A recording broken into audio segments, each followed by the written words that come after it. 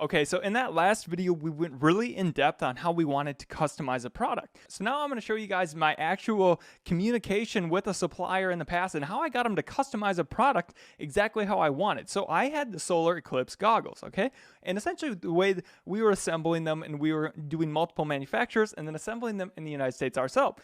But the problem was they were sending us lenses that we didn't need, and they were all pre-assembled. And so it was wasting time on their end, and then we had to disassemble and then put in our own lenses and then put in our own packaging. So I wanted essentially to have the goggles, but I wanted all of the parts separated and to not even include these lenses that were dangerous for people to view. So this is how I communicated with my supplier that I didn't want them anymore. So this is going to be applicable. Let's say they don't speak the best English, or they don't ever always understand everything. This is why video and images are really powerful, because they're universal. And there's certain noises and stuff. So this is kind of this is literally like real life example that you can be professional, but you could also be not as professional and still get the point across once you built a relationship with somebody. And yeah, so enjoy it.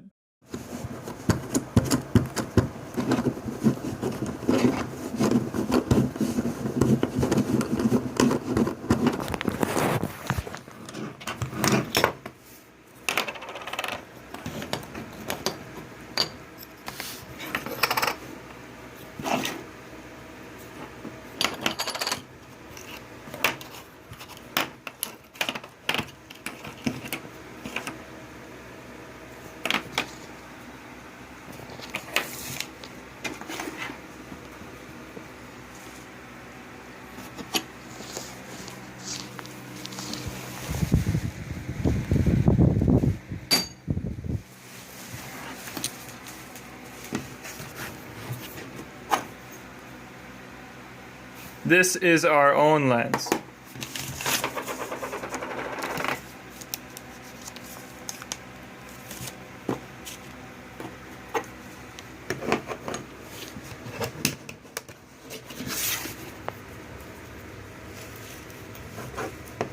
We put our own new lens in the goggles.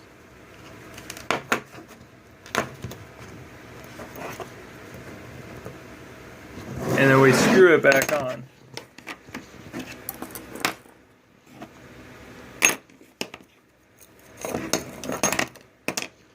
So the whole point of this video is that you don't need to put all your customization needs in the beginning.